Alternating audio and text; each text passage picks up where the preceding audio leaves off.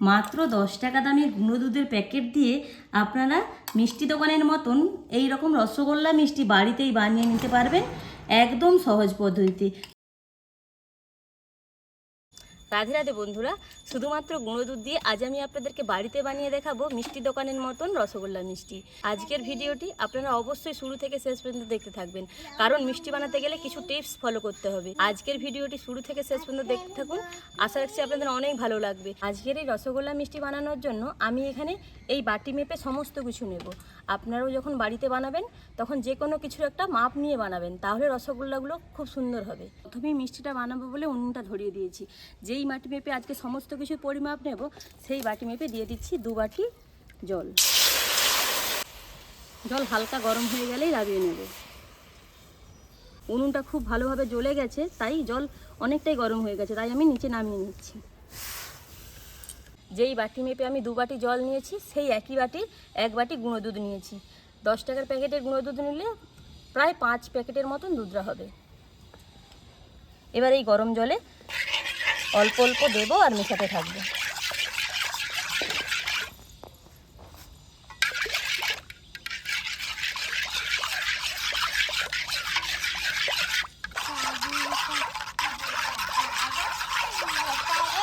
দেখুন এখানে কিন্তু আমি পুরো দুধটাই খুব ভালোভাবে মিশিয়ে নিয়েছি। দুধটা খুব ভালোভাবে মিশিয়ে নিয়েছি। এবার আবারও আমি কড়াটাকে উনুনে বসিয়ে দিচ্ছি। যেহেতু এখানে গুঁড়ো দুধ দিয়ে আমি মিষ্টিটা বানাচ্ছি, তাই অনবরত দুধটাকে নাড়াচাড়া করতে হবে।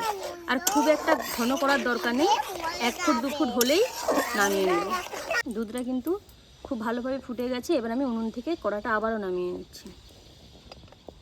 এখন এখানে একটা বাটি নিয়েছি, দিয়ে দিচ্ছি 1 চামচ ভিনিগার আর দিয়ে দিচ্ছি 1 চামচ জল। জল আর ভিনিগারটা খুব ভালোভাবে মিশিয়ে নিচ্ছি।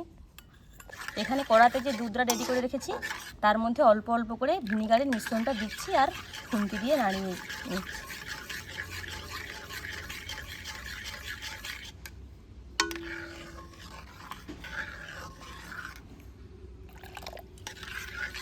পুরোটাই দিয়ে দিলাম। দেখুন এখানে কিন্তু দুধ থেকে ছানাটা খুব ভালোভাবে কেটে গেছে।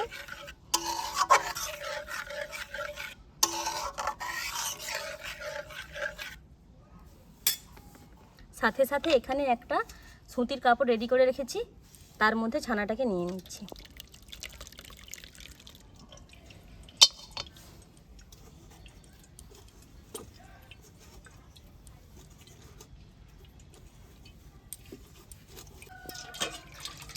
ছানাটা সুতির কাপড়ে নিয়ে নেওয়ার পর এবার ঠান্ডা জল দিয়ে খুব ভালোভাবে ছানাটাকে ধুয়ে নেব।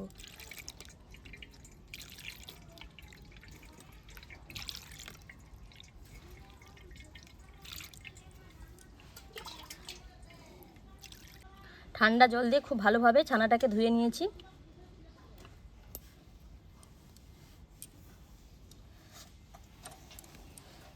এবার হালকা হাতে ছানাটার ভেতরে যে জল আছে নিগড়ে নেব, তবে খুব একটা পেস্ট করে নিগড়ানো যাবে না। এখানে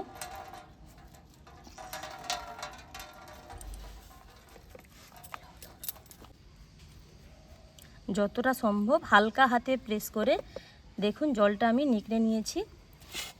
এবার এই একটা প্লেটের মধ্যে ছানাটাকে আমি নিয়ে নিচ্ছি।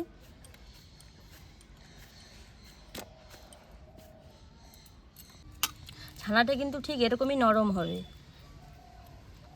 এবার হাত দিয়ে অনেকটা সময় ধরে খুব ভালোভাবে এইভাবে ছানাটাকে নরম করে নিতে হবে।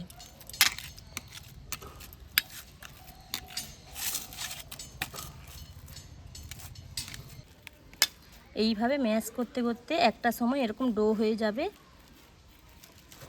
এবার ডোটা একটু লম্বা আকারে করে নিচ্ছি। লম্বা আকারে করে ছোট ছোট করে লেচি বানিয়ে নিচ্ছি।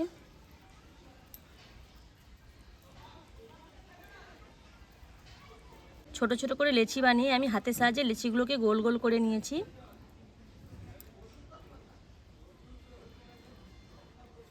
এখানে 6টার মতন মিষ্টি হয়েছে। এবার আমি শিরাটা বানিয়ে নেব। মিষ্টিগুলো বানাবো বলে একটা চিনির সিরা বানিয়ে নিতে হবে, তাই উনুনটা ধরিয়ে একটা কড়া বসিয়ে দিয়েছি।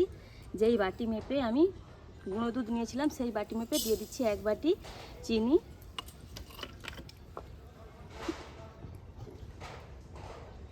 দিয়ে দিচ্ছি 1 বাটি জল।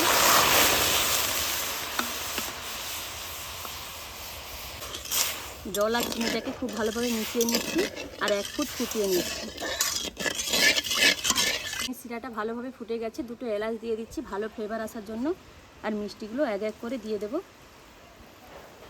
যখন চিনির সিরাটা ফুটিয়েছিলাম, অনেক জাল দিয়ে চিনির সিরাটা ফুটিয়েছিলাম, যখন মিষ্টিগুলো দেব তখন একদম জাল কমিয়ে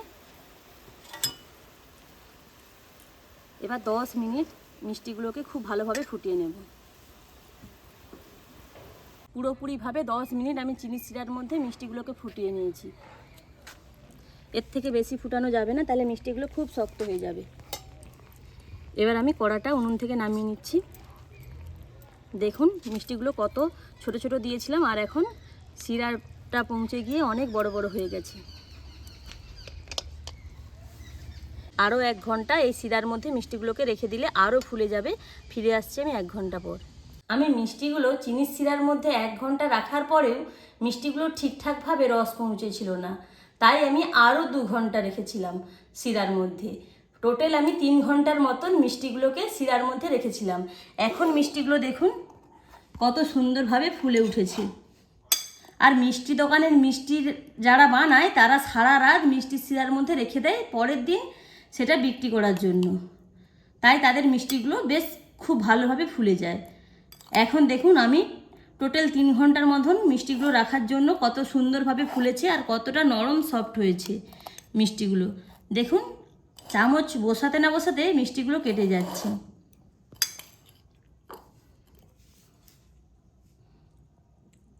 কতটা সুন্দর হয়েছে দেখুন বন্ধুরা। মাত্র 10 টাকা দামের গুঁড়ো দুধের প্যাকেট দিয়ে আপনারা মিষ্টি দোকানের মতন এই রকম রসগোল্লা মিষ্টি বাড়িতেই বানিয়ে নিতে পারবেন একদম সহজ পদ্ধতিতে। তাহলে বন্ধুরা এই পদ্ধতি দেখে আপনারা একবার হলেও বাড়িতে এইভাবে মিষ্টি বানান। দেখুন কতটা সুন্দর হয়েছে মিষ্টিগুলো। বাড়িতে থাকা 10 টাকা প্যাকেট গুঁড়ো দুধ দিয়ে আপনারাও এইভাবে মিষ্টি দোকানের মতন মিষ্টি বানিয়ে নিতে পারবেন। আজকের এই মিষ্টির রেসিপি আপনাদের কেমন লেগেছে কমেন্টে জানাবেন। যদি ভালো লাগে লাইক শেয়ার সাবস্ক্রাইব করে আমাদের পাশে থাকবেন। ভিডিওটি এখানেই শেষ করলাম, ফিরছে নতুন রেসিপি নিয়ে। রাধে রাধে।